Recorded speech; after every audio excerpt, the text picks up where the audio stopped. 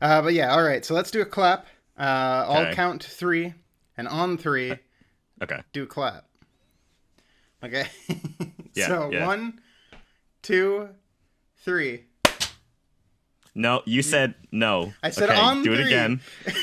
No. When you say on three, that means it's three, you fucker. I said You did it after. 1, 2, 3. Okay, no, do it again. Do it again. Big Mac is now investigating me. He's like, "What's wrong?" What's He's scared. happening?" All right. Okay. So on 3, I'll Yes. clap on the 3. Same. It's gonna be 1, 2, and then when I'm saying 3, I'm gonna clap. Yeah. All right. We're agreed then. Yes. 1, 2, 3. Okay. That should be fine. We did it. Okay. I just like the okay. Did you actually Okay. clap? Yes. It's not picking Probably up didn't at pick it all. up. Yeah. Oh. It didn't pick up during any of that. I felt like I was fucking. I thought you were just tricking me and just like making me do it myself. I can redo it if you want. No. It works. It probably captured on your side, but not on Discord. Probably. Yeah. All right. So.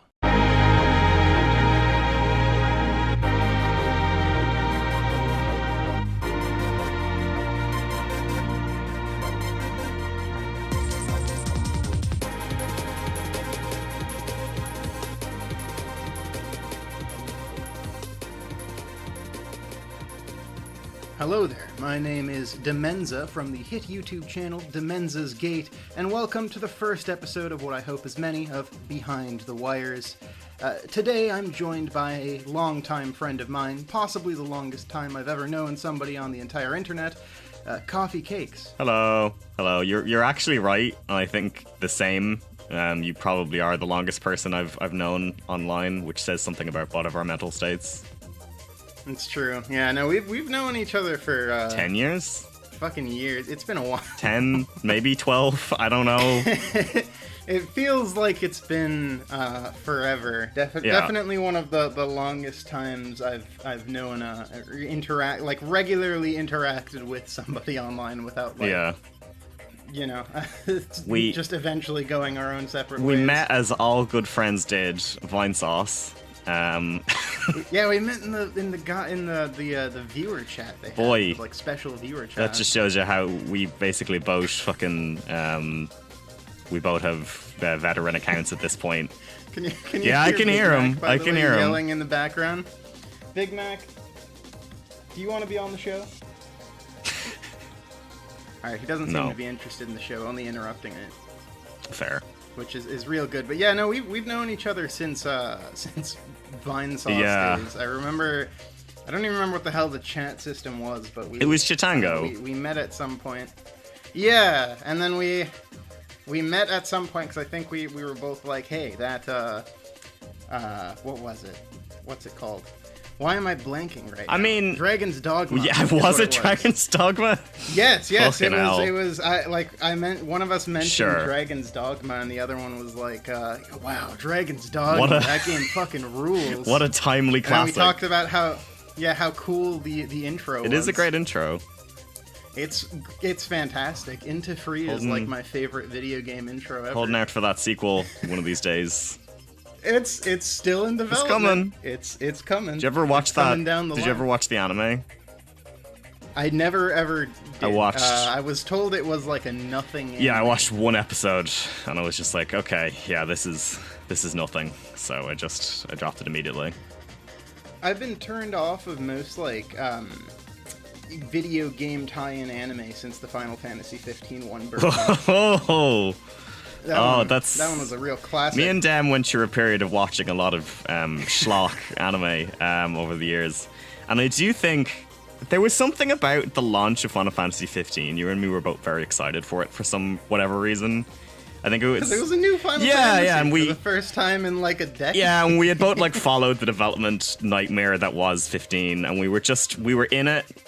We couldn't wait, so we decided to like consume every piece of media around it, and that included watching Kingsglaive, was it? And the shitty anime series.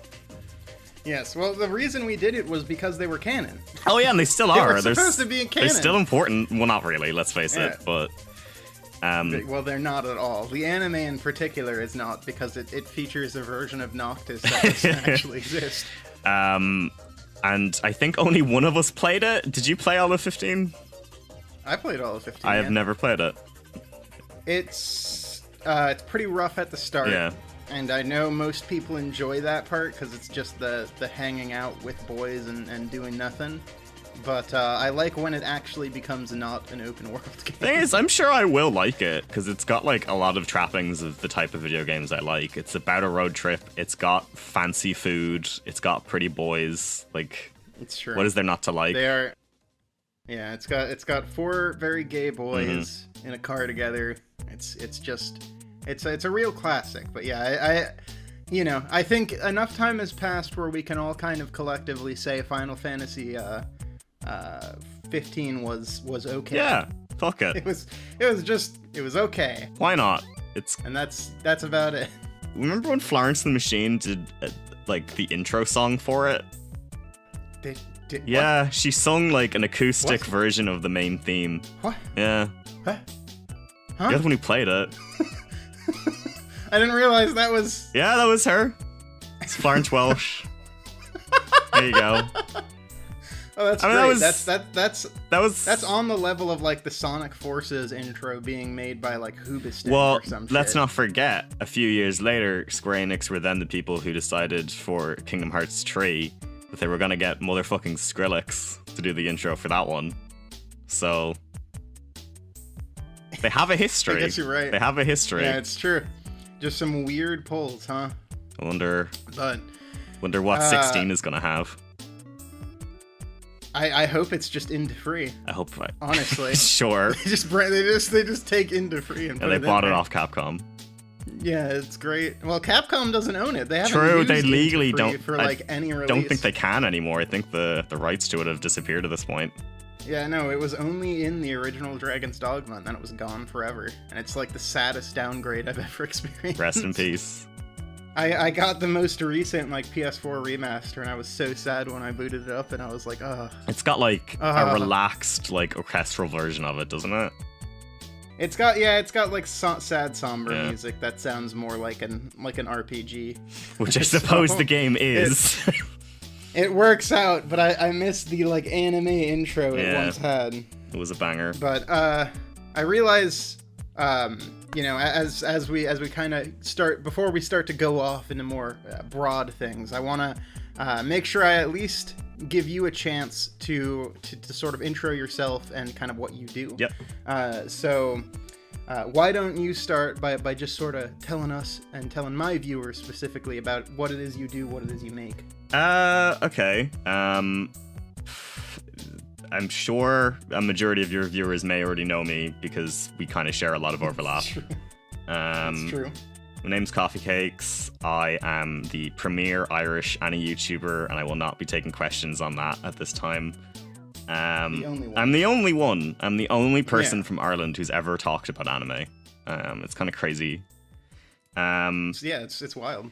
Yeah, I'm like, I guess what you'd call like, if Hazel's like the premier good AniTuber, I'm the premier slut AniTuber. I'm kind of like, I review a lot of bollocks. My main kind of shtick is reviewing queer-themed anime from the mid-2000s and talking about them from an incredibly nostalgic point of view. I've talked about high school Oron Club and Fooly Cooly and Free.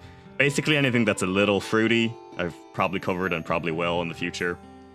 Just the fruity YouTube channel.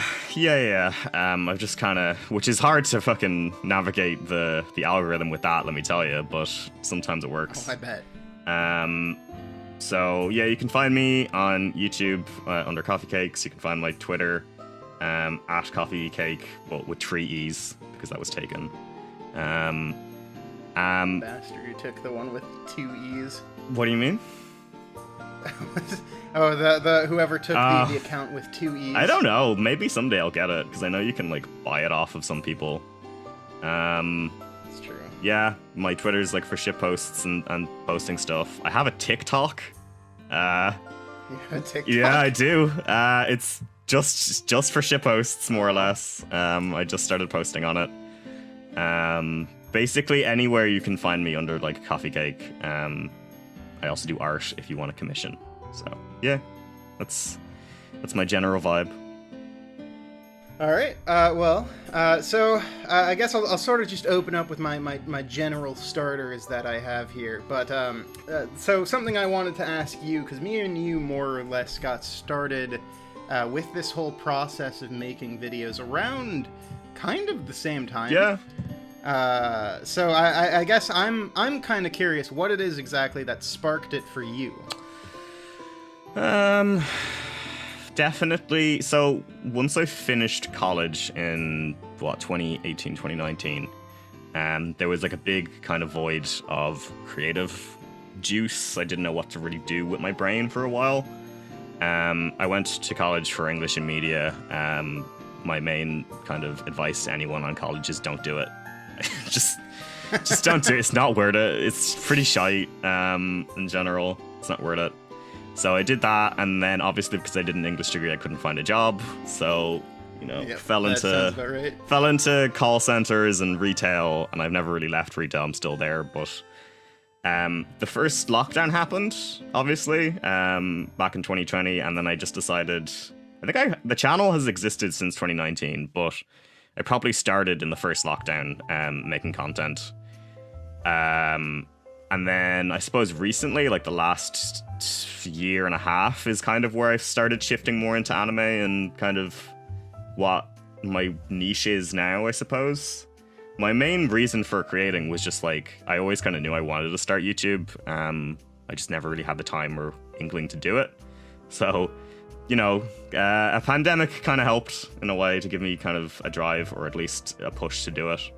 And then, since then, obviously, like, we have multiple friends who have like pushed us both to like continue going as well creatively. So yeah, that's kind of the short answer.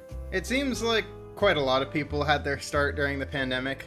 Yeah, a lot of our friends in particular, like Kyle and Neelan and stuff. Neelan has been doing more, but he really like pushed during the COVID for sure. Yeah, Hazel as well, actually, technically. Before the pandemic, I did stuff. Yeah, but it was long ago. I've more or less kind of off and on sort of tinkered around with stuff, and it takes a while to find your spot, your little niche, which I think we both kind of have just started to settle into in our own respects. We're definitely in like fledgling kind of like period. It's definitely like early days for both of us in some regards, but you're right. It's like once you can like create stuff for like the longest period of time, like we were talking earlier before the podcast, like I used to write for like websites and stuff because I thought that would be like I don't know, not calling, but way to get into the internet, I suppose. And that obviously went fucking nowhere because you have a. I mean, who? What do you mean? What do you mean? Journalist coffee. Shockingly, I didn't get paid. Yeah. So, but like that's what a surprise. That's the thing. Like maybe YouTube actually will work because a majority of us get paid in some way, so it helps. Well. Yeah, not through the platform directly, God forbid. Speak for yourself. Patreon, at least. Speak for yourself. Oh, do you? Yeah, I've got. Do you actually? I've got monetization on. Doesn't mean I'm getting paid yet, but I've got monetization. I'm curious. Does monetization something that actually brings in at least a reasonable amount where you're at right now? It depends on like how much you present and put out. Because obviously they pay you per month per views. So if you like upload a big video and you get a lot of traction to it, you'll get paid that month for like the views that put out from it. But then if you have like 3 months with nothing, you're kind of like dead in the water. So gotcha. It is one of those games where like if you've got monetization on, you need to consistently be posting and getting massive amount of views to actually get it paid, more or less. Yeah, I'm right at that point where I can enable it, and it's creating kind of a problem because you've watched my stuff. I have a habit of putting in like mid ads as kind of a palate cleanser. Yeah. So with monetization stuff, I've kind of been thinking about that topic a lot, because it's like, how do I do that with the format of my videos? To be honest, I've never actually, like, since getting monetization, I've never, like, figured out it from, maybe there is a way to, like, put in the ads, but I actually have never done it. It just automatically plays at the beginning of mine, so I'm sure you can do mid-roll and stuff, but I've actually never looked into it. Yeah, it's something I need to look into, but I'm very curious, because my format in particular is gonna be weird to work ads into. Yeah. And that's just something I have to deal with the current format of my videos. But it is what it is. It'll get there. Yeah, well, I'll figure it out. But yeah, it's a lot of honing. At least in my experience, for me, a lot of my time was spent, like up till now, I kind of felt like every video I was making was just practice. And the last like 2-3 videos are the ones that I'm actually like, all right, I'm proud of these. Yeah.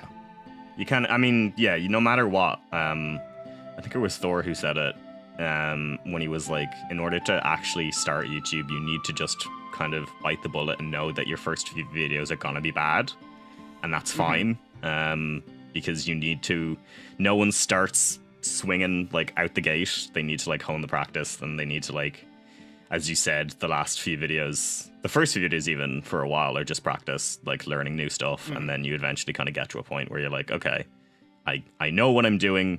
Even still, like, some people are just like, it's their job and it's their career, and they're still like, I don't know what I'm doing. Like, it's impossible. Yeah. It's impossible to know what to do on that website. It is, especially because, I mean, there's so little like talks about it. Yeah. I don't know if this is your experience, but ever since I started YouTube, I get all these fucking ads and stuff on Twitter now, or these little people that pop up, and they're talking about like, oh, you can grow your channel if you do these steps or whatever, you can maximize your profit, and it feels like that's kind of the only conversations people have about YouTube stuff, like the profit side and the make more content side, and not like that kind of stuff is interesting. Like, I've had, I suppose, like the kind of talking shop element of YouTube. I've had a few conversations with people about it. Neelan, I presume a majority of your viewers will know who Neelan is. He's a blessed boy. Yeah, he's a friend he's deep in the like algorithm, like talk shop, knows everything. Like, he has like search algorithms on his computer that like tell you every video that he watches, like their stats, and I'm just like, if I was to like live my life like that, I'd go fucking insane. Absolutely not. He has like this like algorithm website thing that like suggests video ideas, and I'm like, oh really? What content creator doesn't already have 1,000 video ideas in their head? Like, the issue isn't ideas; it's how, like, being able to actually pull them off. You know what I mean? Mm-hmm.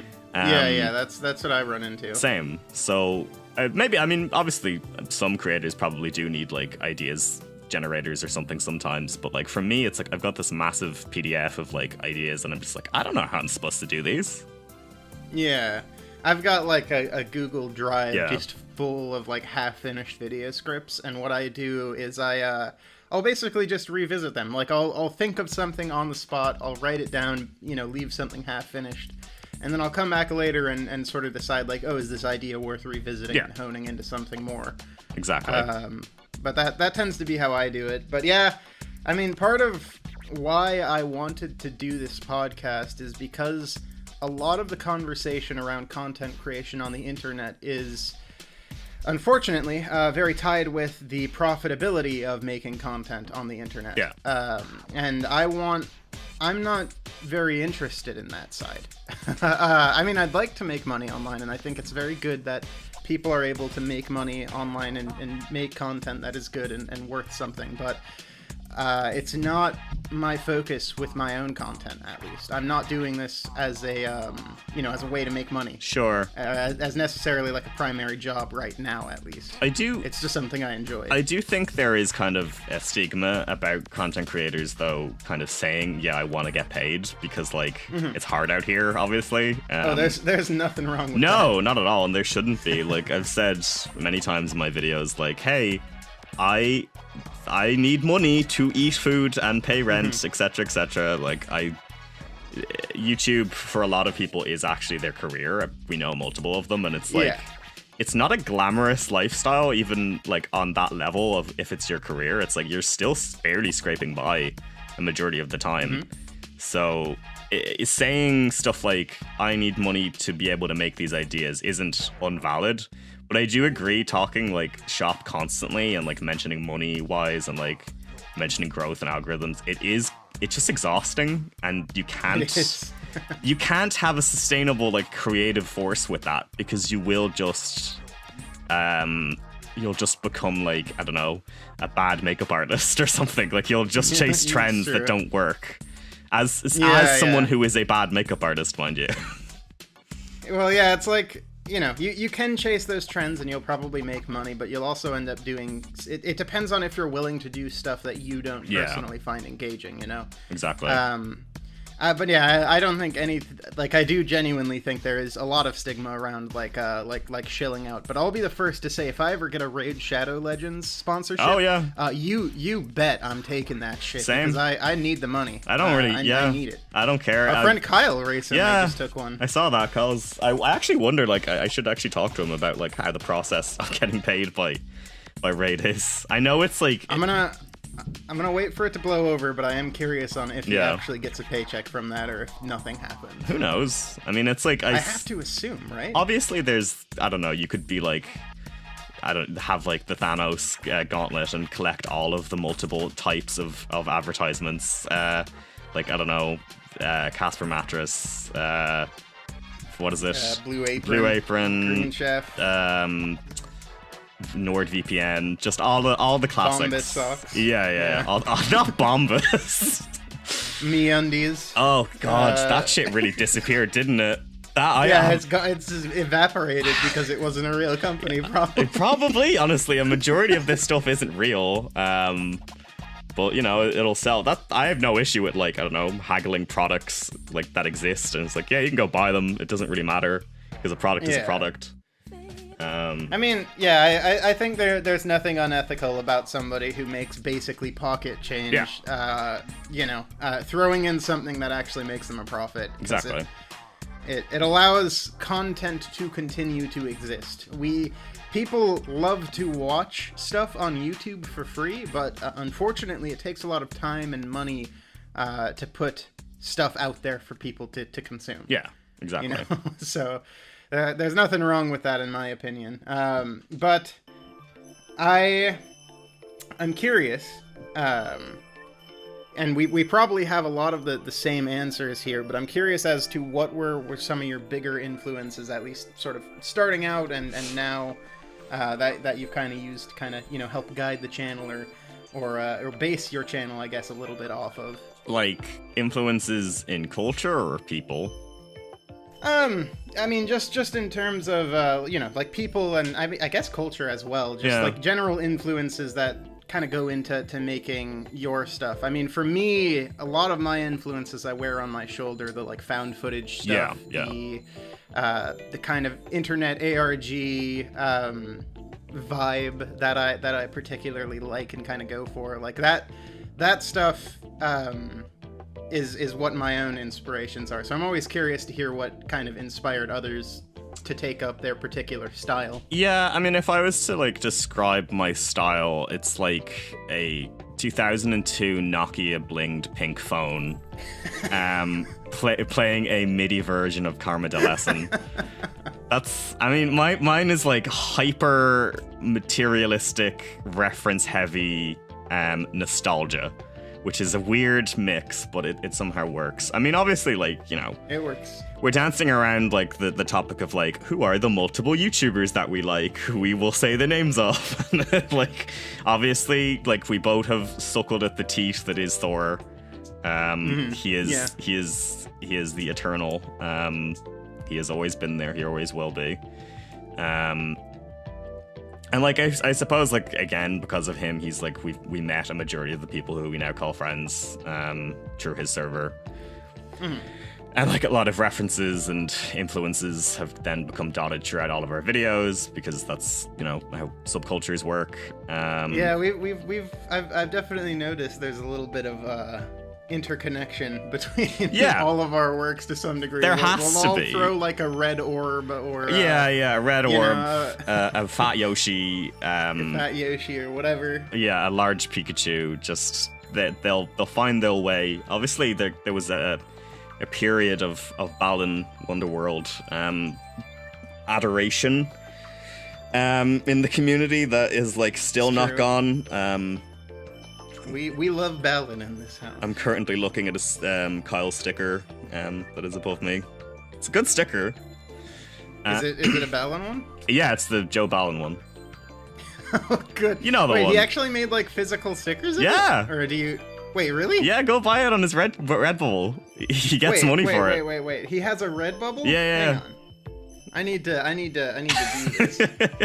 It's a great sticker. That's fantastic. I'm pretty sure all of us own it. It's like on pretty much every one of our... Okay, I need to check. I didn't know that he had a Redbubble. I don't know if it's still up, actually, because I think it might be. I need to check because I really need a Joe Balan sticker like on my desktop. I think. Mm-hmm. I think it would really be like the final piece that I need to make this thing stand out. It can go right next to my Bad Dragon sticker. Oh yeah, that perfect. I have on my computer. Perfect. The two subcultures that I used to meeting. have on my. I used to have it on my keyboard, but then I had to replace that keyboard. I believe it's in one of my videos. There's at least like a second of footage that contains a Bad Dragon sticker. Yeah, and I'm sure everyone is like, haha, funny joke, and you're just like, sorry, what? What joke? Yeah, I mean, I've definitely never procured objects through their services. Never. Totally not. All right, so I wanted to also catch up with you because it's been we talk more or less on and off, but I'm just curious. What have you been into recently? Well, as multiple people who follow my Twitter, I'm sure know, you included, Street Fighter 6 looks like the hottest shit I've ever seen in my life. It does. Holy shit, it does. It looks like Capcom directors looked inside my brain and decided to make a game based on that. It looks like the hottest shit I've ever seen. So good. I love that there's a little Shenmue town where you walk around and do fights. the streetwise so good. Like campaign thing they got going on. The moment I saw that, I like jumped out at my seat. I was like, "Are you serious? They're doing it again?" My roommate Holy was shit. he would like, "Are you okay?" And I was not mentally okay. I was screaming. Streetwise is well alive, thank God. Thank God somebody came back with Streetwise. We really needed it. And like, the thing is, if it was any other game, I'm sure people would be like, "Oh, that's cool," but it's just the fact that it's Street Fighter, my brain is just going 1,000,001 places trying to make every reference happen. Yeah, there seemed to be a bunch of stuff in there. Like I said in the footage, there's like somebody who looks like Q. People have said there's like a statue they show for a second that sort of makes reference to Hagar dying. Yeah, what the fuck happened? So I don't know. I mean, it could be if this is a post 3 world. Yeah, it could have something to do with that. Like I'm wondering if the camera will just zoom out and the world is just like destroyed. Maybe. Fucking Gil really Gil died and took half the world with him. You never know. There's like a crater next to Metro City or something. Yeah, this is Neo Metro City. This is But yeah, no, I'm so excited. All the new designs also that have leaked. Yeah. I mean, in some ways it's sad that it leaked, but also like I'm kind of happy that I've seen them all and they're all good, and now I get to do the waiting game of seeing them all in motion. I mean, for all we know, that leak could also not be 100% accurate. It seems pretty airtight, to be quite honest. It does. I'm still holding out hope that we'll maybe see some other characters in the main roster, but if that does end up being the main roster, it looked pretty decently stacked. I think it's pretty great, to be honest. I love how many newcomers there are. I love how... there's a lot. Yeah, they all look like freaks, which is great. I'm getting a lot of Third Strike energy, which I'm very happy about. But yeah, there's a lot of Third Strike energy actually. Now that I think about it, right, like right off the bat, it feels like it has way more style in like as a cohesive whole than 5 ever did. And I'm a 5 apologist. I like 5, so like. I think people are way too hard on it in general. I think 5 is better now, but 5 launched in one of the worst states I think I've ever seen a fighting game launch. It was pretty atrociously not good. I've seen worse Mortal Kombat launches, to be fair. That's fair, but I haven't played a Mortal Kombat for since what was the 3D roam around one? I don't know. I'm not an MK fan. Shit. The MK is like the biggest block in my fighting game lexicon because I just don't care. Yeah, I'm kind of the same. I really don't give a shit about Mortal Kombat. No. I found the Guilty Gear and Street Fighter and KOF and whatever. All of those have designs that appeal to me. Mortal Kombat looks like it was designed by Americans. Because it was. And everybody looks boring. Because it was every single character looks so boring. Well, it's funny you bring that kind of concept up because recently I've had a kind of realization about like media in general. I'm having a real hard time establishing myself in any Western-made media, or even to like pivot that to say like I can't tell you the last TV show I watched with real humans in it. Because I think I'm just that Annie-pilled at this point. Fully anime-pilled at this time. The only piece of media that I've consumed that has humans in it that isn't YouTube is Euphoria, and that's just because I'm gay. So... you mean the new season of Degrassi? What? Oh my god, you don't know what Degrassi is? No. Degrassi was like a Nickelodeon show that was literally just teens in high school having high school drama. Well, but it was like for teenagers that were like sad. The thing about it was like the titular sad boy TV show. The thing about Euphoria is, I've had like a few talks about people with it recently, and they're just like, I don't like how serious it is, and I'm just sitting over here like, are you? This show is a farce. It is the campus stupidest thing I've ever seen. It's like 2 steps higher than Riverdale. Maybe even 1 step removed, to be quite honest, because the sheer amount of bollocks that happens in that show is so funny. I've not actually seen Euphoria. I saw like a clip of it, and it involved what looked to be. Was it was it the Oklahoma scene? It was. I'm trying to navigate this without giving any spoilers, but it looked like it was like a SWAT scene. Where like a SWAT team was like swatting a house. I mean, that's the like, thing. A character they were just shot, and I was like, what the fuck is going on in Euphoria? The serious shit in Euphoria is actually kind of mid. It's like, anytime it actually tries to delve into like important, serious topics, I'm just like, okay, this is maybe a bit below your pay grade. I mean, above your pay grade, guys. You're trying something, but then it'll like cut to like just. I would just love Euphoria or any like kind of shitty teen reality drama show to just be bottle episodes of awful teenagers at a party with no context between each episode. And it's just each episode, like it starts up and someone's like, you slept with my boyfriend and I'm going to kill you. And then like the next episode is like, your boyfriend killed himself last time or something, like just something that is madness, and there's no connection between any of them. Madness. I mean, that is Euphoria, to be honest. Yeah, I've never seen Euphoria. I don't know anything about it, but I know people got really into it for a period of time. It's kind of like the hot show that like shows up every few months and then people talk about it and just disappears. It's like it's gay Game of Thrones. Is it? Does it have more than 1 season? 2 currently. Oh, really? I thought it was just like, oh, this is the first season that had premiered or something, but apparently I was wrong. You know me. You know how like weirdly out of touch I am with a lot of media. I have like a really bizarre You have a I fog have like a really over bizarre. It's true, but like I pick the weirdest shit. Like I've seen the film Morbius 5 times. Of course you have. That's not a but shock. I've not seen a lot of stuff that I should probably see. You know? Yeah, you're the person who watches Morbius 5 times, but you haven't seen like Everything Everywhere All at Once or anything. Like there's like the big movies that you should have seen, you haven't. I do have I do plan to watch Everywhere All at Once. I'm just waiting for the digital. Sure. It might actually exist already. I don't go to the theaters for anything anymore. I hate movie theaters. I'm fine with them.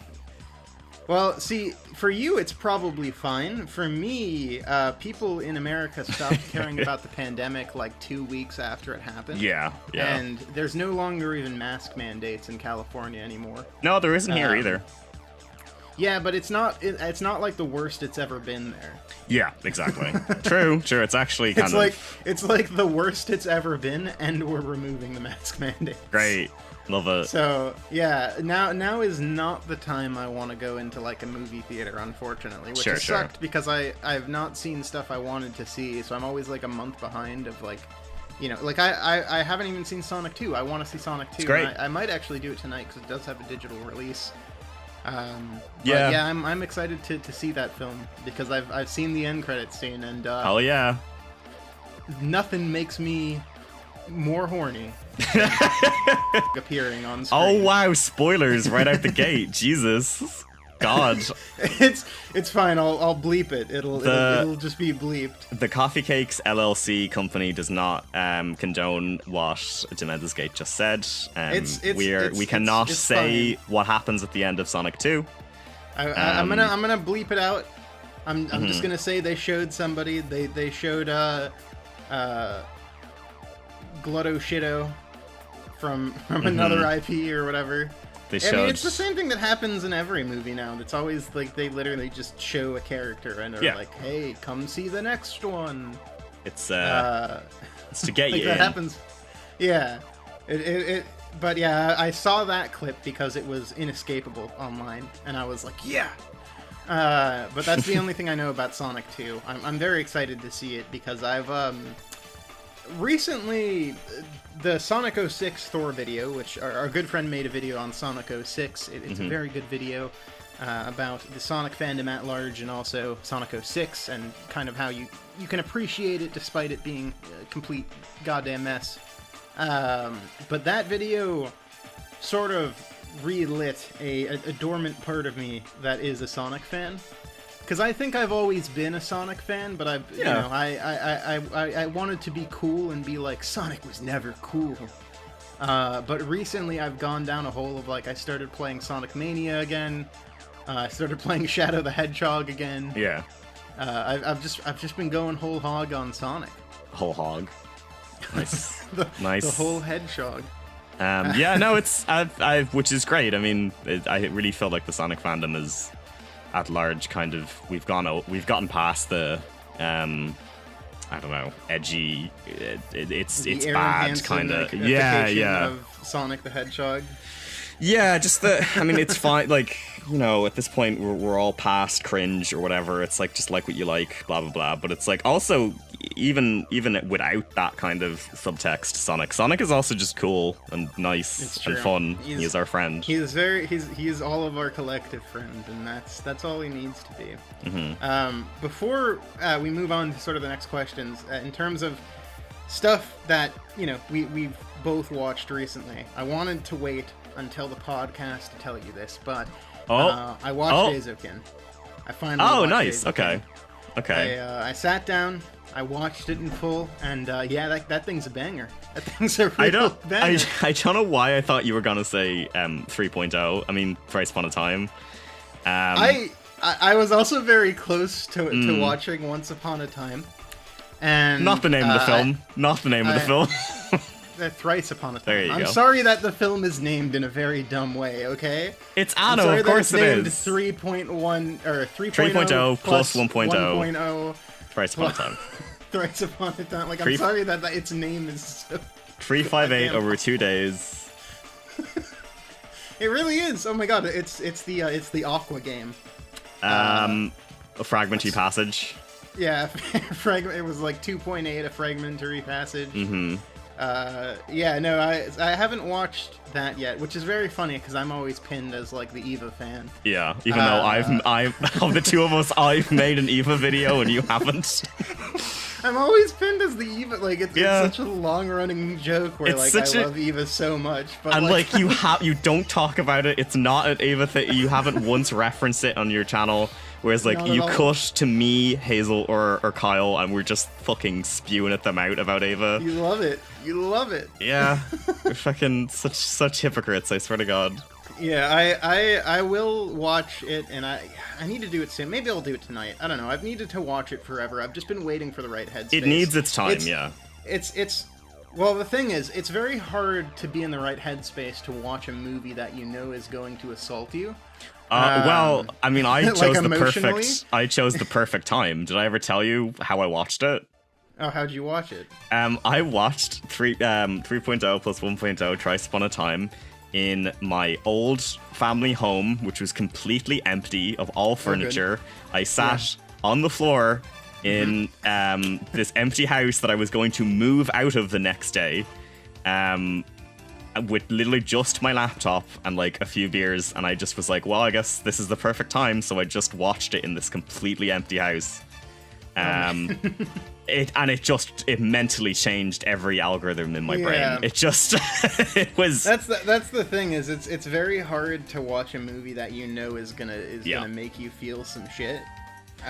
Yeah, and especially like because it'll have the Final Fantasy VII or Chrono Trigger effect where you're like, it wasn't as good as people say or whatever. Hopefully not. I mean, I'm pretty good about not letting other people influence me on shit. Because I tend to have weirdo tastes a lot of the time. I mean we were both people who liked 3.0 more than any of the other Rebuild movies, despite that being the unpopular opinion for a very long time. Yeah. And it feels like now that's shifted. But I think for a very long time, 3.0 was regarded as like, oh, it's a bad movie or whatever. But we liked that one. Yeah. So my main concern with 3.0 plus 1.0 was that it wouldn't go in that direction. Oh, it does. It sounds like it continues to do more of the stuff 3 did. So yes. I'm pretty into seeing that. But it flips it on a different level. Yeah. Well, obviously I won't say much. As long as it's new stuff and it's cool, that's what I care about. The main reason I didn't like the first 2 rebuilds is because it was mainly rehashing, and then 2.0 is particularly like the most it dislikes its own audience more than any movie I think I've ever watched. And somehow 3.0 like actually likes its audience more somehow. I don't know how, because that third movie is like an assault on every sense. It really in a good is. way, in like in a way that is like interesting and like slaps you in the face rather than just like reveling in it. 3.0 is like one of my like I like 3.0 a lot. I think it's like one of my favorite parts of Ava as a whole. Same. But yeah, no, it's just very funny to me because Ava, I think, wasn't I the one who made you watch it for the first time too? Yeah. I was like, hey, let's watch this Evangelion show. It's and I was really like, cool. okay, and I loved it, and it stuck with me clearly. I love that you brought up Izaki-kun, and then we just moved on. We would just talk about Ava. But it's Izaki-kun is great. You bring up, so is it that? I thought it was Izaki-kun. I think it's Izaki-kun or Izaki. I'm Irish. I can't pronounce things. I watched it, and it's really inspiring as a creator, is what I'll say. Yes. It's just the sheer amount of like joy it takes in the creative process and running through it and just showing what it's like to make something. Mm-hmm. It's really good. It was a really, really fascinating watch. It, I think, helped kind of jumpstart me. I was at a spot where my last video, I was at a spot where I was kind of unhappy with it, but after watching it, I was like, yeah, okay, I can do this. And it kind of refreshed me on it. But I can see why that show has so much love, and I think it, in conjunction with the pandemic, is probably what spurred a lot of people on to start making shit. Maybe. Because it came out like right around the start of the pandemic when there wasn't much else, and kinda. I mean, I can't really remember. I think it was summer 2020. Its release was. I mean, yeah, I'll be the first person to say, like, I think me and you both love him as a director. Yohasa is his name, or I always forget how to pronounce it. He obviously, like, we've been following him for a while. We both think Mind Game is a fucking top tier film. You love Crybaby, I do not. But I think with the first time I saw that show, like trailers for it, I was just like, oh, this is gonna be something special no matter what. Yeah. And from like episode 1, I was just like, oh, this thing not only has like the reverence and love for anime's past and like its production and its history, but also just has its own amazing world and cast to back it up. The world they live in is like weird. There's like a pull-out shot that happens once in the entire show, where it like pulls out and it shows the world, and there's like a second where you can see there are all these craters around the entire world. Yeah, the world they live in is insane, and it's never addressed. Not at all. You only see a little bit of it, and it's never said what happened or what is implied, but it's just implied that like they live in a world where shit has gone bad. It doesn't even register that something has happened. It's just like it's as if it's always existed like this. And that's, I don't know, like a lot of shows that are about like creation don't tend to like fly into the fantastical in its like storyboarding or like them talking about the shows. What was that? What's that one long running series? It's a manga and an anime about the two people who make manga. You're asking the wrong person. We need like Hazel on this. Manga, God. I can't pull the weird obscure manga and anime facts out of the back of my head like Hazel can. It was called Bakuman. Bakuman was kind of like the premier anime, like manga about making manga. And it was like really popular, but its real world life stuff is very like down to earth and played very seriously. Gotcha. Similar to like another anime we both love, like something like Space Brothers. Oh yeah, God, Space Brothers rules. Space Brothers. I still never finished it, no. But I love it. I adore it. Space Brothers is one of those shows that like it's so fantastical and sweet and charming, but when it cuts back to like reality, it's just the most like mundane, everyday realism like kind of show. But then like Izeki-kun is the complete opposite, because it will fly into absolute crazy fantasy kind of like storyboard sections of them talking about the shows they're making, and then it'll cut back to them like in this semi-tree-tiered house that has water flowing through it, that has like multiple aquafans and like an upstairs bathhouse, and it's just like, what is this world? What the hell? Yeah, it's got some of my favorite designs. For sure. Like it randomly in the background, understated as hell. It just has so much love in its heart for creating stuff, and just the vibe of, you know, just making shit with your friends is exceptional. But yeah, I enjoyed the hell out of that show. That's like the most recent anime I've watched in a very long time, and it was really good, and it took me forever to get around to. I mean, when you think about it, it's not really that old. It was 2 years old, and really at this point, like 2 years. I mean, he's made other stuff in between it, so it's like, I suppose his kind of works are, I don't know, they take time, but they do come out. He's had a bunch recently that have been more grounded. I don't know if you ever watched Tokyo Sinks 2020, but no, and I really want to. It's one of my favorite works he's ever done. I highly recommend it. But yeah, it's a lot of his stuff is great, but Eizouken, I think, definitely lit a fire under me personally, where like I saw a lot of myself in it, and I was like, yeah, as somebody who, I think coming into it with with the perspective of somebody who has been doing this for like 2 years, helped me enjoy it a lot more. Like, if I came at it in 2020 before I really started with the channel, it probably would have helped to jumpstart me, but coming into it as somebody who is a creator, it offers so much more to me now. Yeah, and I suppose, like, I don't know if you had a question in there about, like, media, like, watching media as someone who creates stuff. Because now the issue with, like, having a channel and, like, wanting it to kind of, like, be a career or big or whatever, every piece of media and every anime I watch, I'm just like, how do I turn this into a script? which sucks, because it ruins casual watching, I suppose. Actually, sorry, you go first. Well, it's like, my brain has, like, multiple different swatches about consuming stuff, and anime is really hard for that. Obviously, I have, like, a big list of, like, stuff I want to talk about, but sometimes your brain will just be like, what if I talk about this thing that I've never watched? And then, like, you go down a complete rabbit hole, and then, I mean, that's basically, I think, how Hazel produces her videos. She just gets an idea that is anime themed, and then, 38 hours later, you've watched, like, all of... Dig down the hole. Yeah, you've just watched everything of, like, one producer, and you're just like, I guess this is my life now.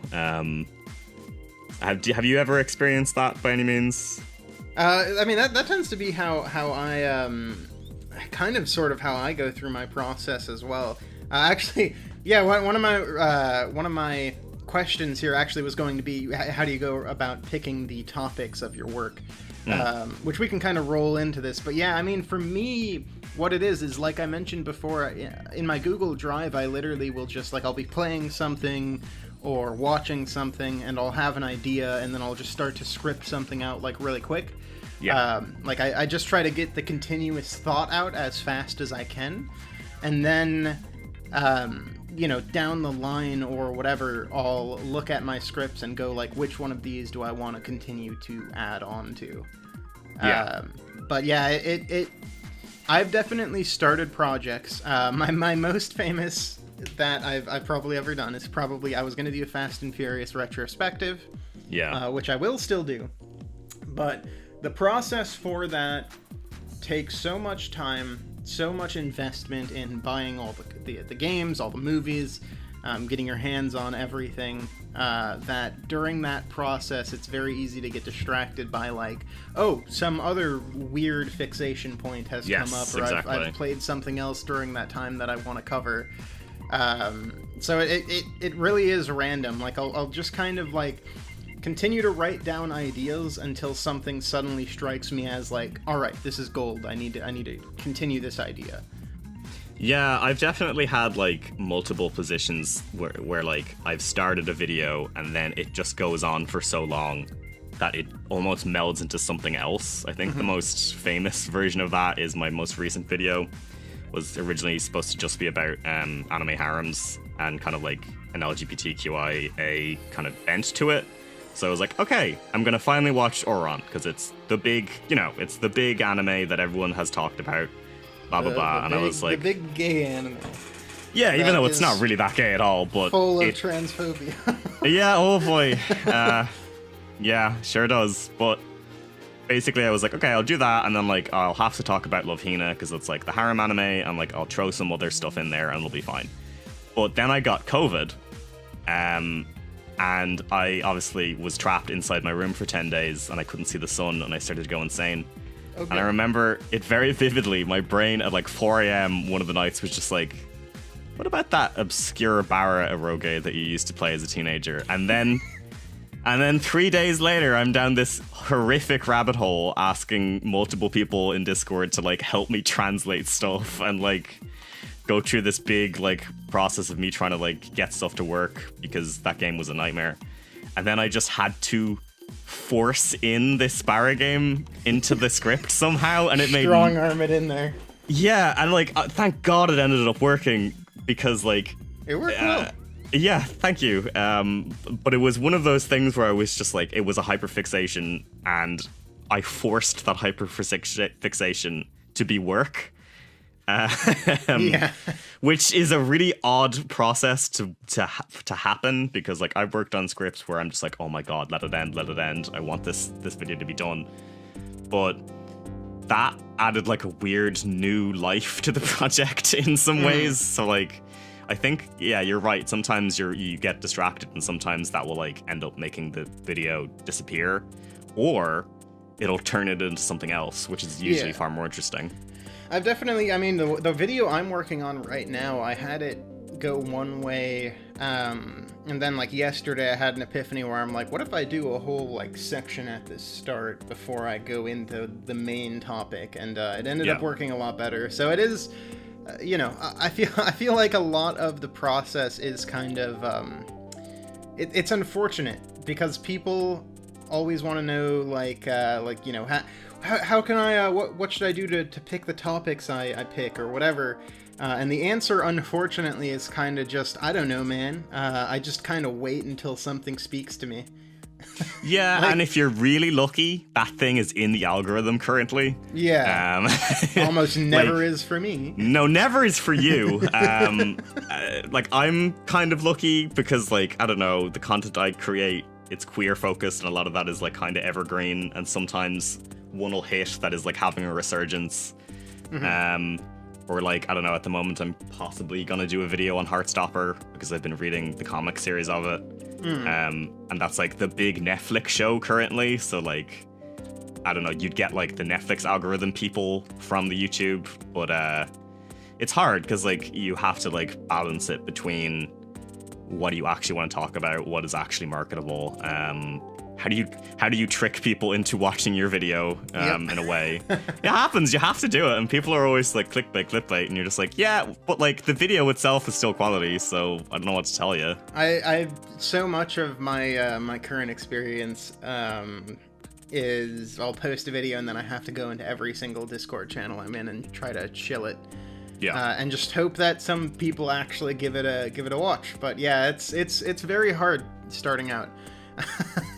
It is. It's very dehumanizing as well, because you don't know if you should keep going.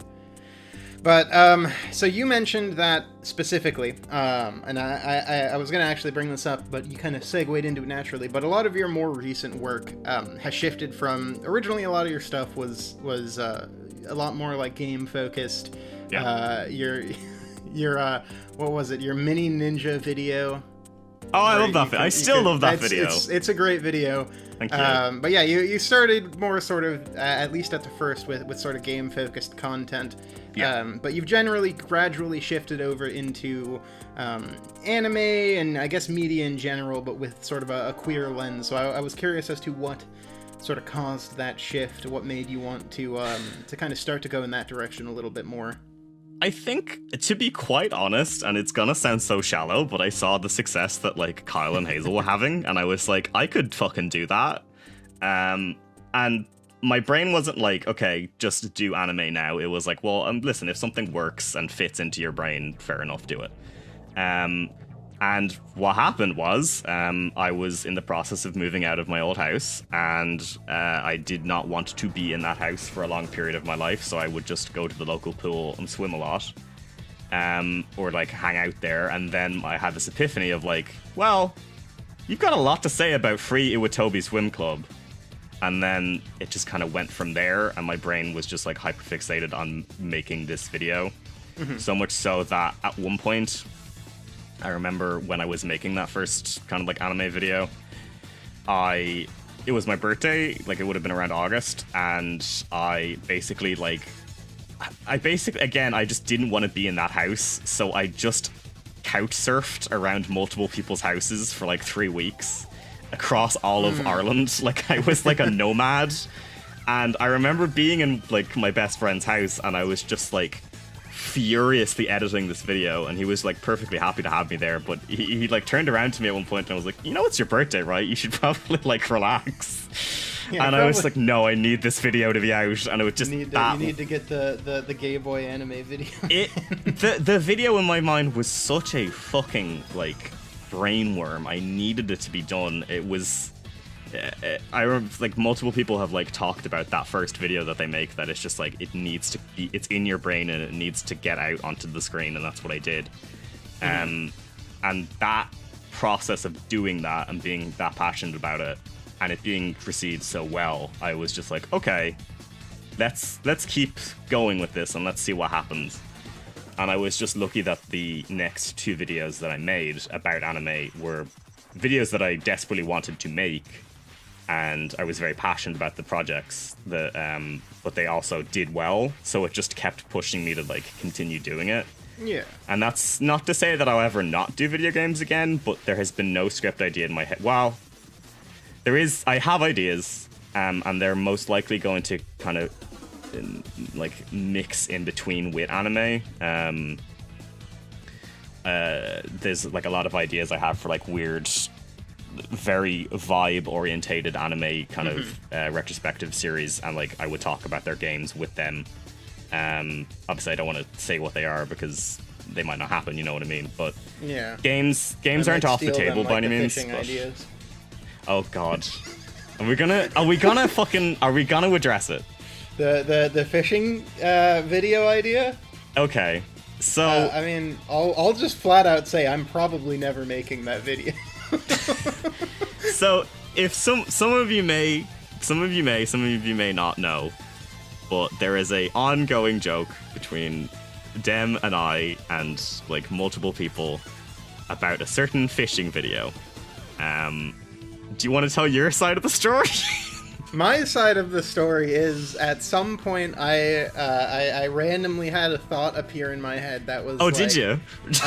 Fishing video games are chill. They're vibes in themselves. So I wanted to talk about the history of fishing video games, and like the gradual sort of shift of them going from arcade-like fishing games to like sort of the realistic fishing simulators where they are now. Yeah. So then Dem decided to talk about that and post it in multiple chats and servers, and then I kind of poked my head in and went, sorry, what? As the person who has known Dem the longest, Dem knows that I absolutely adore fishing in video games. It's one of my favorite mini games that ever appears. I'm an Animal Crossing fan, so it's kind of in my blood. It's true. And then, you know, I messaged him about it, and I'm like, you do realize I have said to you multiple times that I want to make a fishing video? And he was like, what are you talking about? And then I just search fishing in our respective chat, and I tag at least 10 different times that I've mentioned it over 5 years. Okay. I have a real bad memory, okay? Mm-hmm. In my defense, I have an atrocious memory. Great. I'm glad that is an excuse. So, naturally, I was a bit perplexed as to where this magical idea that Dem had came from. And like now it's kind of just become this like ongoing joke that like Dem steals my ideas, and he clearly doesn't, because our vibes are so unbelievably different in terms of what we produce. But the fishing video has stuck as this kind of torn in our sides of like, which one of us are gonna make it first? We'll find out. And the answer is neither. Probably, to be quite honest. That's why I laughed, because one of our friends, some other person in the cult chat, recently posted a fishing video of their own, and I was like, oh, somebody else did it. Oh, yeah. That's true. Well, that's the thing, and like we've said it multiple times, if we both were to make fishing videos, they'd be so unbelievably different in tone. Very different tone and topics and everything. So it wouldn't matter regardless, and like we're very good friends, and it's a joke really at this point. It doesn't fucking matter. We'd support each other no matter what on what we make, but like it's just this funny it's become more than the video itself at this point. Yeah. My thieving nature. The thing is, I mean, most of your concepts now are just like very, very different, because a lot of what you do, especially now, is very much through a queer lens. You've incorporated that into a lot of your work, more than like I have, or more than a lot of people have, honestly. Yeah. I noticed that you had sort of a slow shift into kind of going and showing more of that, more of yourself in your videos, and yeah, it's very, very good. I like a lot of the recent stuff you've been putting out. Thank you. I think it was definitely one of those things where like I had to ease my way into being comfortable enough to kind of talk about myself in my videos, and they definitely didn't start with that. Because I mean, if you look back at my channel, it's kind of like a mixture of everything. It's like reviews and like not top 10s, but like year-in countdowns of stuff, and then like weird reference video ideas, and then like let's plays. It's kind of a mixture of everything, realistically. Yeah. And you know, to varying success. And then I think, yeah, it was just the middle of like the second lockdown or something, or summer, and I was just like, you know what, I may as well just like lean into like the queer angle that my channel has. Be unabashedly gay. Yeah. I mean, like, what was it? I remember it was my most recent video about 2021, and Kyle was watching it, and he messaged me about it, and he was like, I like that you end every single topic or like game mini review in this with you describing yourself as a whore. and he was like, JK, and I was like, no, you're right. Yeah. No, my kind of, I don't know, grasp on my channel has become like incredibly, it's like, I don't know, chaotically honest about a lot of my life experiences and stuff. Because I think if a lot of issue I have with like any YouTubers is it's so squarely about the anime that I get bored, because I'm just like, yeah, I could just read this on a My Anime listing and I'd get the same information. Whereas like if you kind of have to, in a modern sense of like a majority of the people that we know who are successful, you have to hyperfixate and push multiple different angles in a video.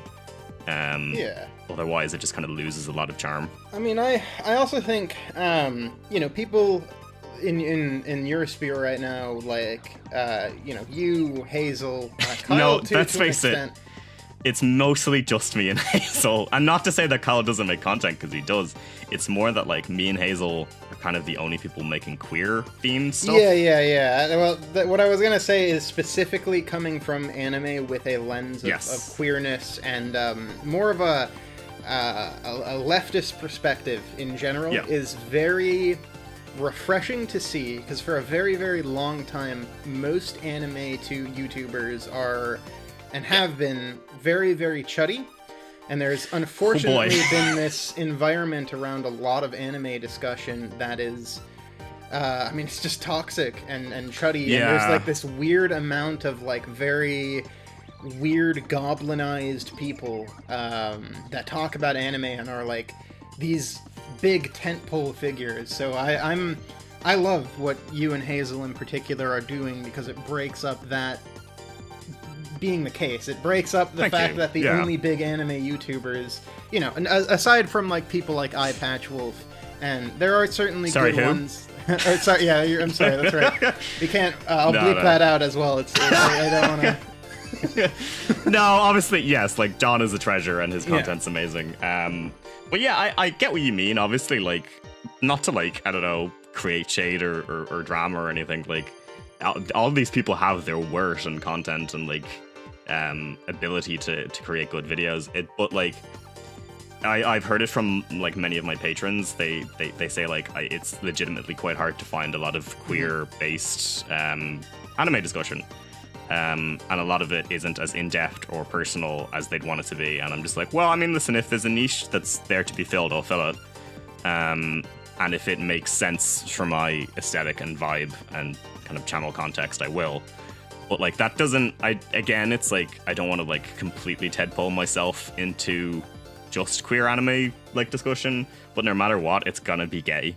Because it kind of has to be at this point. There's no point in not presenting it, because my videos are like this kind of nightmare stan Twitter gay Nokia phone that's like nearly dead, but like I've known you know what I mean? for a very long time, and it's for whatever else, for me at least, the most recent stuff I've been watching, and I'm like, oh yeah, you've slipped into just sort of being yourself. Yeah, exactly. Because that's just how you've always been. Yeah, and there's no point in not, because Yeah. if you don't, you'll just be bored and want to stop creating, basically. If anything, at this point, it's just become a lot more prominent and unabashed and not like hiding it. So I think it works very well. I'm very happy with the way you and Hazel have been coming at it with a queer lens, because it makes me happy just to see any media in general sort of examined from that lens, because there's so much discussion that's like, oh, you can't talk about the politics or the views of this piece of media or whatever, and it's so tiring and boring. Yeah, it really is. It's like nobody wants to be critical of media anymore. On like the large scale reviewers, people like fucking Doug Walker. Oh, nice timely reference there, Dan. And whoever else is like I don't know who else is like a big YouTube movie reviews guy. Is Angry Joe a movie guy? I guess it's mostly just like the kind of Cinema Sins-esque thing, kind of, Yeah, it's all it's approached itself, and it's become kind of generic critic kind of staple of like saying something that is problematic and then just kind of saying it and then moving on. Whereas like, I don't know, I feel like a majority of the people that we're friends with and like create content, we approach things with kindness first. Yeah. And then kind of critique second in a way, which can cause problems, but it's still more of an interesting way to approach it. Yeah. I mean, it's very funny because a lot of the aesthetic of my channel is one that is, very purposely, it's got a horror slant to it. And a lot of people in the space where I'm at, which is like people who sort of incorporate that stuff, the positivity aspect is not normally what you see. Normally when people sort of market themselves as like a metal Jesus or whatever. What's his name? Yeah, is that his name? Metal Jesus rocks. Yeah. Normally when people market themselves as like the type of person that I am, it's also with the express intent to be like, I played this game and it was bad. Sure. And I don't know, I've tried to be pretty positive with a lot of my stuff. I feel like positivity in your stuff, in my stuff, and pretty much all of our friends' stuff, it's such an important part to just be positive about stuff. Don't look at every single one of the flaws. I mean, acknowledge the flaws that are there that are bad, but sometimes it's okay to just enjoy things. It's one of those like kind of old ideas of like media is hard to find good in because the human brain is like finds it easier to pick out the bad, you know what I mean? Call things cringe. Yeah, which honestly makes like writing things on a positive note a little bit harder, but it usually kind of gets your brain out of the mind goblin zone and like sees things for a good lens, so it is better for you as like a creator, but also like putting it out there for people, it generally helps a lot more. Obviously sometimes you will just come across something in the thing you're reviewing and you're just like, yikes, not touching that. Yeah. I've run into that where you'll just be playing or watching something and all of a sudden a slur comes out and you're like, ooh. Oh boy. Yeah, no, there's been a few of those in the content I approach, and like I also have to approach it from like a level of like, listen, I've mostly reviewed like Japanese content. I am a Irish English speaking gay millennial, so I don't have all the context, and I also don't need to because I'm 25. And so many people like expect like the world from that kind of review content, but as long as you approach it from like a kind of like respectable level of saying like all of these kind of content warnings beforehand of like what you know and what you're able to talk about, it'll be fine realistically, because you're approaching it from like a level of like, listen, I don't have all the information here, I want to just this thing is a bit problematic, it might make context and it might make sense in the culture and obviously do as much research as you can, but like some stuff, as you said, is just a bit sus, and you just need to go. Yeah.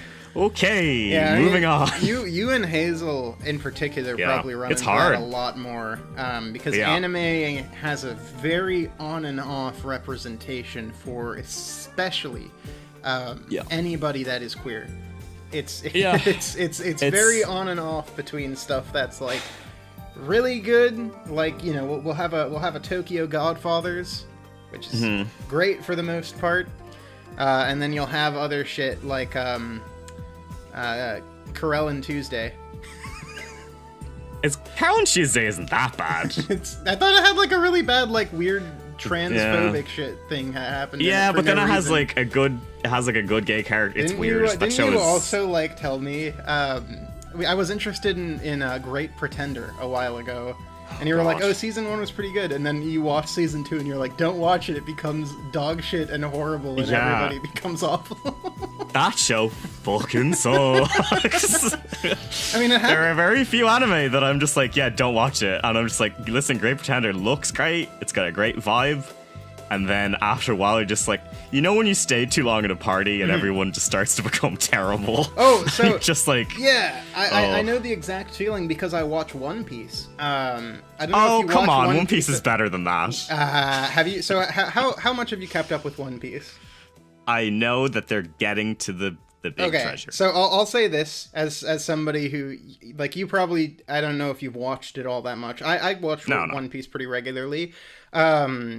It's not that it's bad, but there's been a slow decline in one of the characters who went from one of my favorite to just outright homophobic and transphobic as the show goes on. Are you just talking about Sanji? Yep. Or, yeah. Sanji just goes from like a cool dude to like the worst. longer you hang around with him, the more like red-pilled he becomes, and it's bizarre. But that's the thing. Like, I'm not even saying that like Great Pretender has like problematic stuff. It does, because it just kind of gets fucking buck wild after a while. That's not even the main issue. It just becomes bad. Oh, it just becomes bad. All right. I thought it lame. was like it had some like weird transphobic stuff in it or something. It does, and it has some weird race stuff as well. And it's just the vibes are off in general. But even mixed with that, if you didn't have that stuff, it just becomes lame. I see. I mean, Netflix shows are a dime a dozen. I hate saying Netflix anime because the concept of Netflix anime doesn't exist. It's just Netflix buying anime that already exists and then holding it prisoner. And killing it like it did for JoJo. And what's the cowboy one that was really good? The cowboy mech show. Oh, well, that was Kickstarted technically. That's it was, Cannon and then it was Cannon Busters, and then it was held by Netflix, and now they own it. Good show. Great show that will never get its season 2.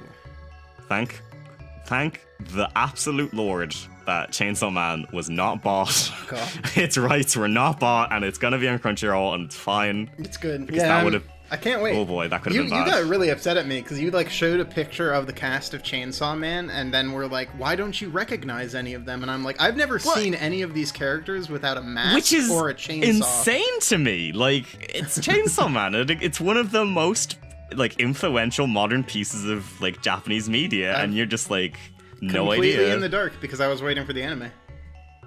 Oh, but you still would know what the characters look like. The only time I've seen them is like they'll have masks on and stuff, so I've never like actually seen many of the cast face.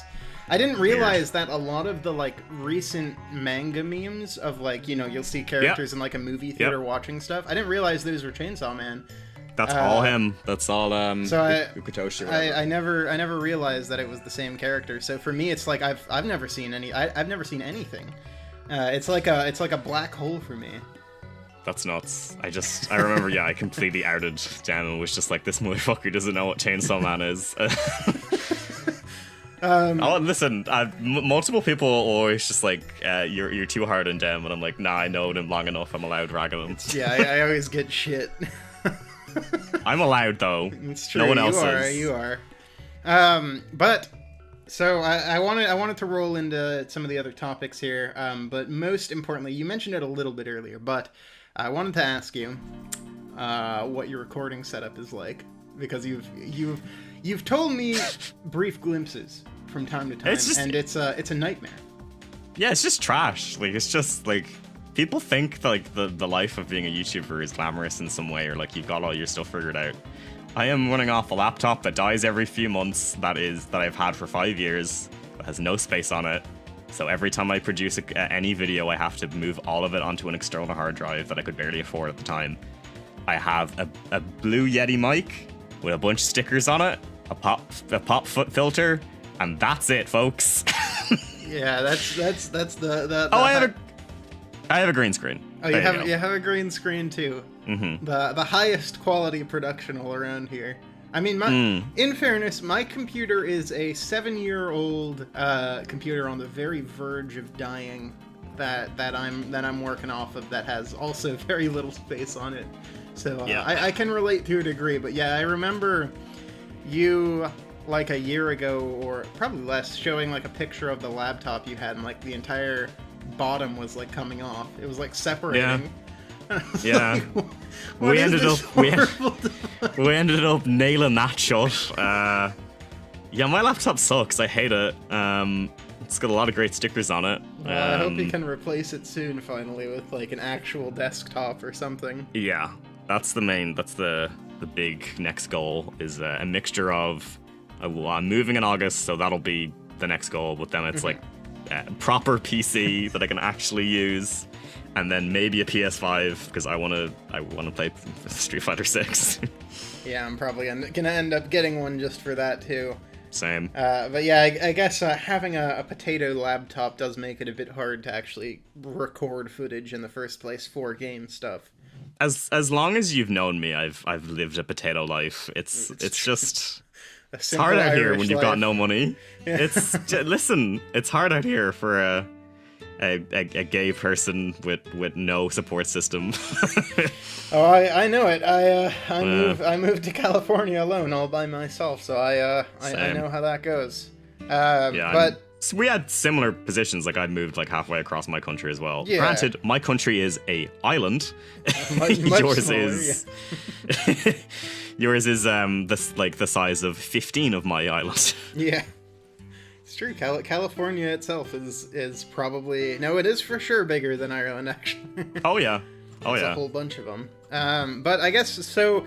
That kind of rolls directly into my next question of what sort of issues do you run into when you're in the recording process? I know for me, a lot of it is managing a Big Mac, honestly. Whenever I start to record anything, he immediately starts meowing and wants to get let out of the room, and like he can't decide what he wants, and he keeps getting in my way. Aw. But I love him. Of course. How could you not? Yeah, he's a good boy. Excellent. I mean, my issues for that level are like, it's mostly just like, I don't know, living spaces and it being quiet. Like, when I used to live with my parents, that was way worse because I was living with 4 people and they were all incredibly noisy and annoying and complicated. Whereas, like, now I live with 1 person, but now I'm gonna move to a place where I'm living with 3, so that might be an issue. But after a while, you do just kind of have to, like, I don't know, bite the bullet and be like, okay, I'm just recording, it's fine, whatever. Yeah. They get what they get. It's gonna be fine. Whereas, like, a lot of my issues with recording aren't even to do with kind of sound or space or time. It's just like, am I in the mood to do it? Will it make sense? Do I have, like, the preppy attitude to do it? Because, like, you do have to psych yourself up for recording. It takes a certain headspace, and you have to it takes a lot of energy. I think people don't understand how much energy it takes to do voice work, especially... I mean, you said you're not doing it anymore, but I've shown a picture of what my setup is like in the past when I record a video, and it involves pulling out a standing screen, putting a blanket over me, and being in like 90 to 100 degree temperature without a fan on, and my windows all closed, just to record for like an hour or 2 straight, and it's miserable. You're basically just recording in a sauna, and you're just like, even when you're done it, you like, you've got the rest of the day to, like, edit or like work in the video. You're just so tired that you're just like, well, I've done the worst part. Because, like, I legit, recording lines is the worst part for me. I hate the whole process. That actually leads in perfectly, because I was going to ask you what's your in your experience, at least, what's the part of editing you like most, and the part you like the least, or like what's the part of creation you like the most, what's the part you like the least? I hate voice work so much. It's just same. I don't know, and I hate like editing I'm lucky. myself. I'm lucky that like I don't actually hate my voice, which is probably the most egotistical thing in the world to say. But I don't know, after you hear it so much when like you produce videos, you're just like, okay, you get used to it or whatever. It's not even hearing myself, because like I actually love editing, like the editing, like when you're in Premiere and like you're just like futzing around with like visuals and stuff. I love that. But it's this sitting up and like prepping all your audio and getting it ready and making sure everything's quiet, and it's such a nightmare, and I hate it so much. I wish you could just go into a void and record for like a few hours. Talking to a void. But sadly, we don't have like the Street Fighter training stage to go into or anything. Yeah, we can't go into the back rooms. We can't all just go into the back rooms whenever we want to record video game audio for our videos. I mean, same. For me, I cannot even comprehend the concept of being okay with your own voice, because editing like my voiceover is the worst experience ever. I just hate. Really?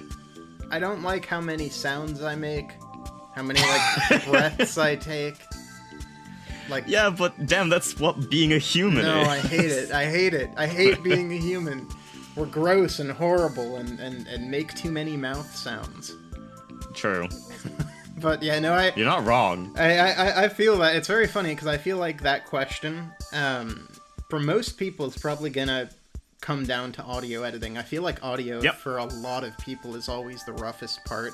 And like I love the actual process of editing. I love, just like you, I love doing all my weird shit, making it look the fun. Specific way that it does. That's the stuff I like, but audio editing has never ever been my strong suit.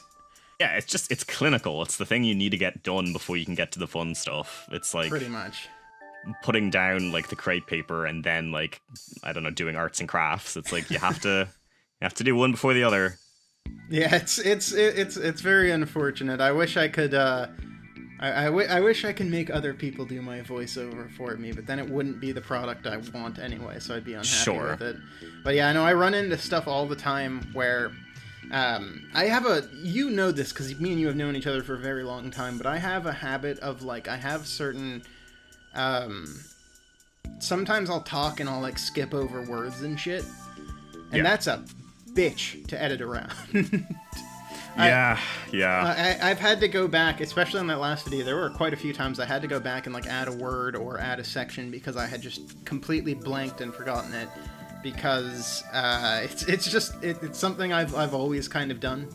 I have a habit of, especially when I'm trying to get a lot of thoughts out all at once, of kind of tripping over myself a little bit. I've gotten better at it, but yeah, it's very weird. It's like part being a public speaker and then part being a video editor. Yeah, it's like kind of you have to be introverted and extroverted in order to do this job, which is kind of a nightmare in some ways. I wish it didn't require the use of a sound booth that was 1,000,000 degrees at the very least. Yeah, that's the worst. No, that's part. Pretty bad. And then I'm lucky at least I'm in Ireland. Like you live in a desert. But yeah, I definitely run into a situation, especially where it's like hot, where it's like there have been days where it's just been like I've tried to record and it has been too hot, because I have to shut the windows for it, I have to shut everything, and then even with my little sound booth, like I'm in a basement, so people walking above me or making a ton of noise can sometimes be picked up. So it's like, yeah, audio is just a nightmare. Like no matter how well prepared you are, unless you have like a sound booth where you're just a professional setup. Like there's always going to be some degree of like, oh, you can hear something in the background, whether it's Big Mac's nails on the ground or a chair squeaking or something. Like you'll hear something, and it's kind of impossible. And for most people, they don't notice that stuff. But for me, somebody with brain worms, it drives me insane. Yeah, it's always the creator. The creator always sees their faults first.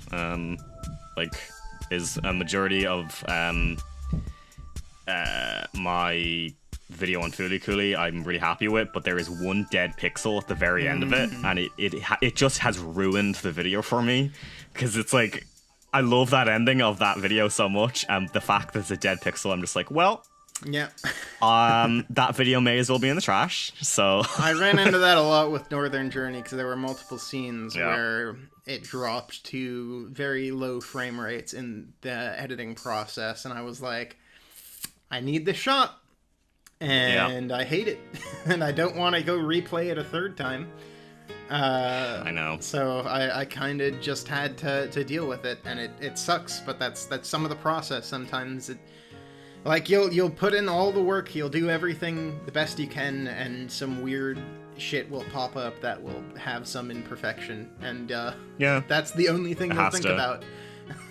You have to pick your battles after a while. Yeah. Like, it's at one point, you're like, everyone wants their videos to be perfect, but then you're just like sitting at like 2 a.m. and you just want to go to bed, and you're just like, you know what? It's fine. Yeah. That's why, like, people like Thor, our friend, he has so much confidence in the shit he'll make. And he said before in like his editing process that like he'll give it a 1 pass and that's it. And I'm like, what? I watched my video like 6 times over before I hit the export button. But remember, like, he's been doing it for like a decade. That's true. Like, that's true. It's been a while. He's got the chops to just be able to be like, I know what I'm doing. It's like, it's not his first rodeo, whereas like we're still kind of fresh at this. Yeah. I like triple check things, and then I still make mistakes. So Same. Very good. Can't get everything. But all right, before we wrap up here, because it's been a bit over the 1 hour mark, I figured it might. I just wanted to say, or I wanted to ask, do you have any people you'd like to work with in an ideal world? Well, like, the thing is, the working wish concept is hard for like people who are such a laser focused idea of their content. And I'm lucky that like a majority of people who are kind of around our type of video we're friends with already. So like I am like currently working on a video with Hazel, so that will come out at some point whenever it's finished. It's a big video, so it'll just take time. But like that doesn't even feel like, I don't know, someone I want to work with. That just feels like me and a friend are making a video and a project that we want to do. In terms of people I'd like want to work with, like I have weird like obsessions with like people. Like there's this Australian YouTuber called Mike's Mike who makes extremely gay hyper stan Twitter edit joke videos about reality TV. All right. Or like teenage dramas and stuff. And his sense of humor is so laser focused to mine that I'm just like, yeah, no, this would be like a dream collab, because like he's very he like, you know the way I do like cutaways to like specific jokes in my videos? Yeah, the Family Guy cutaways. It's the worst description I've ever heard of it in my life. They're not Family Guy cutaways. Peter, is that? I'm sorry, they're not Family Guy Peter? cutaways. They're much better than that. Damn, Lois, remember that time I met Lady Gaga? God, I hate you. So yeah, definitely Mike's Mike. He's a great, I'd recommend if you just want to like watch some really fun, gay, hyper-edited videos. He's excellent. And then like, listen, we've been bouncing around the topic. Eye Patch Wolf is kind of just the god of any YouTuber at this point. Yeah, it's not. The fact It's not that far off. It's not far off at all. He's the Thanos of YouTube, any tuber. He wields all power. And I just think it would be nice to get on his podcast. That would be lovely, because I'm just down the road, love. I'm just down the road. Who knows? I'm trying to think of anyone like specific that I'd love to work with. Do you know who Alex and Crackers is? I do not.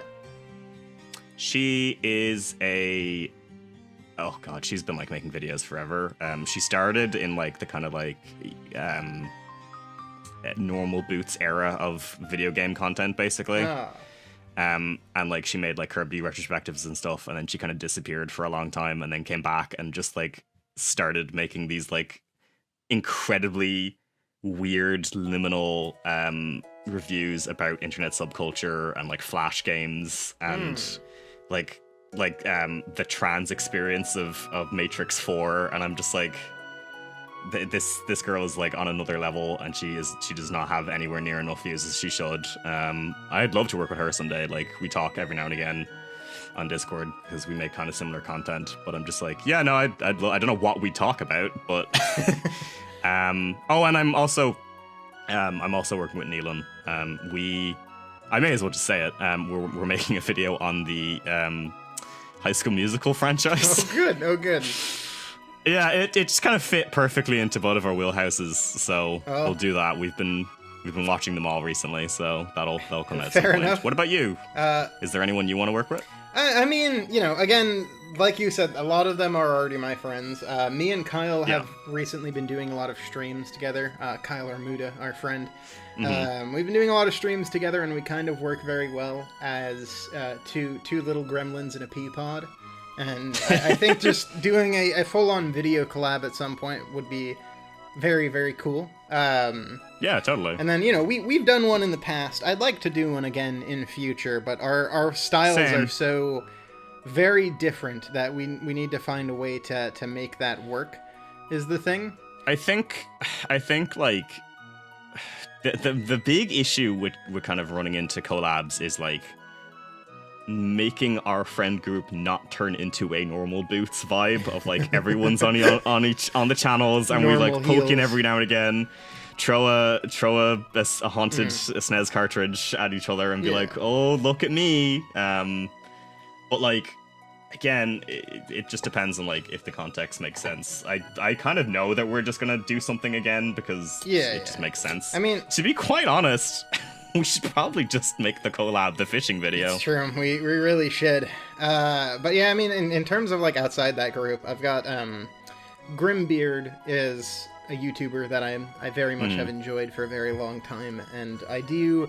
My channel is very obviously influenced in some ways by the dude. So I think we'd fit really well together. We both have sort of the similar vibe going on, though both in our own respective ways.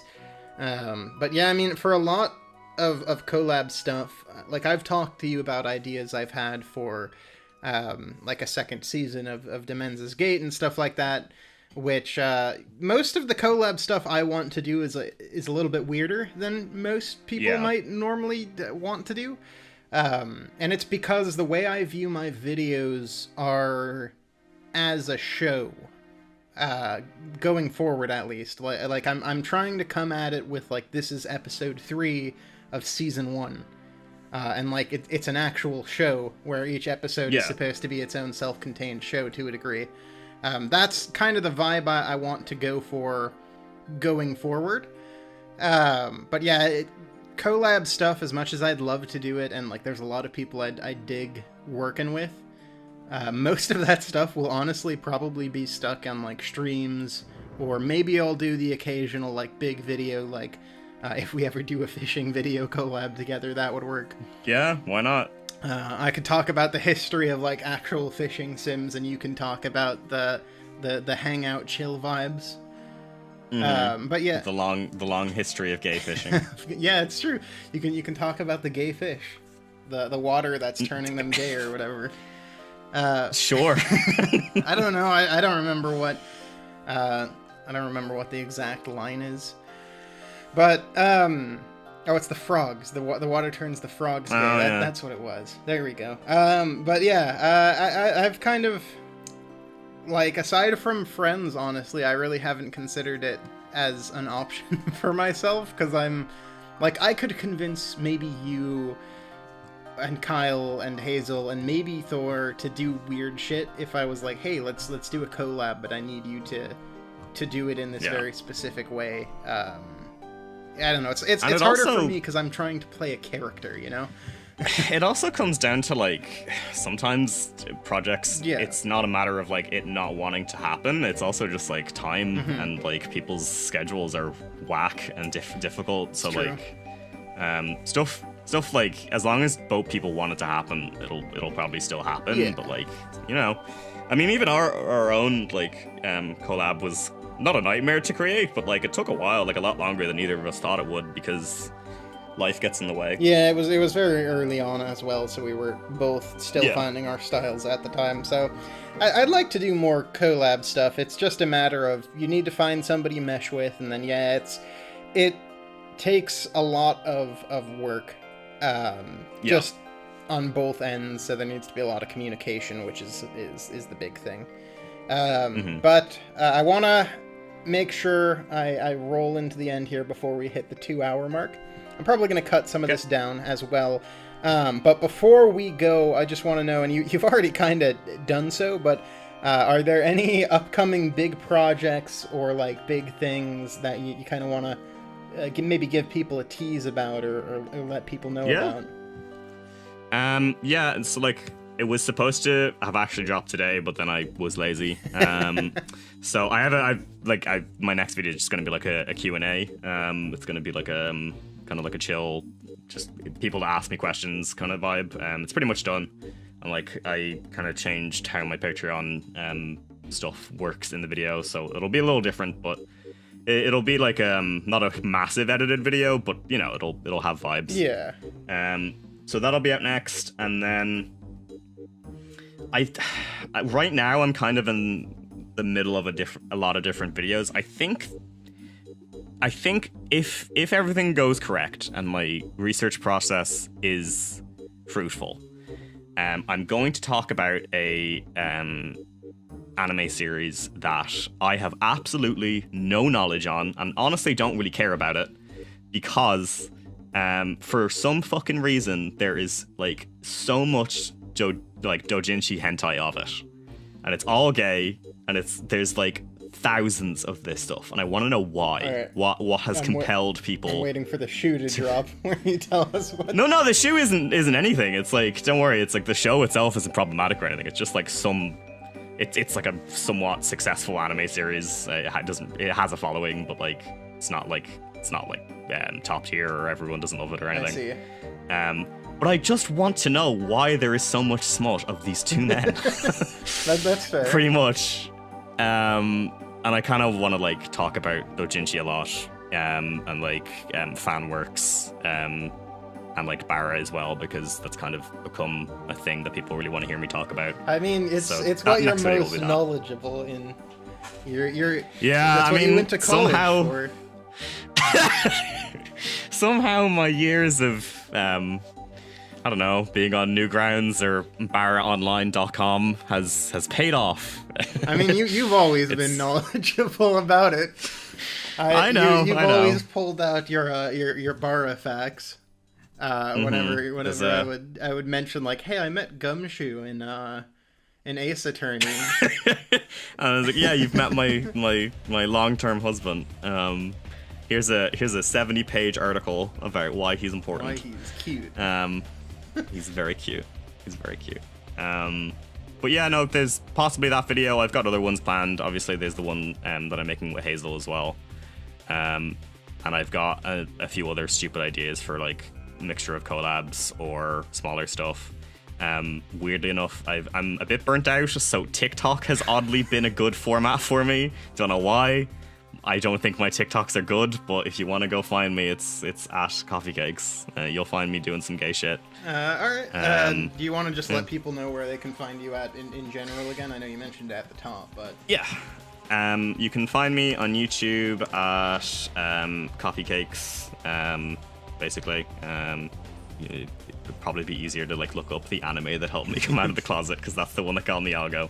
But no, yeah, you'll find me at Coffeecakes on YouTube.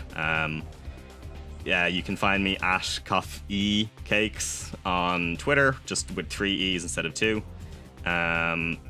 You can find me on TikTok at Coffeecakes. You can find my Patreon at Patreon/Coffeecakes. So all the places to find me, it's majority just the same everywhere, but yeah. Yeah, and if you do check out Coffeecakes' work for the first time, I highly recommend the most recent video, where Coffee talks about the raunchiest, smuttiest, fetish-filled, like, like a visual Like, novel y'all experience.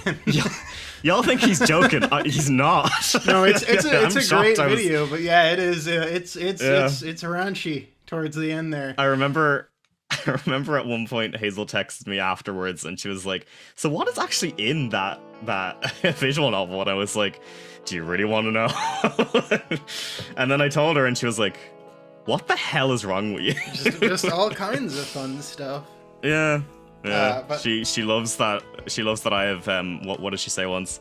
I love that you have this double life of pleasant and a YouTuber, and then the most debaucherous lifestyle I've ever heard in my life. Yep.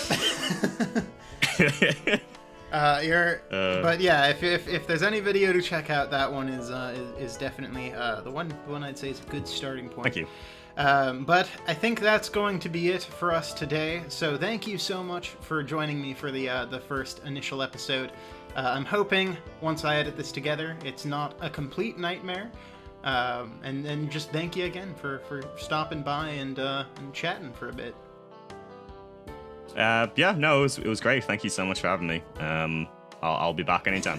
For sure. Yeah, we'll catch up at some point again, just so we can talk shop about random animes and shit. We'll get together in another 7 years when I finally watch the Ava movie. Hell yeah. It'll just be a spoiler cast for that, but it's just gonna be way down the line. just title it extremely late spoiler cast. Perfect. All right, well, that's going to be it for the first initial episode here of Behind the Wires. Thank you so much, audience, for joining us, me and Coffee Cake both, and just enjoy your day.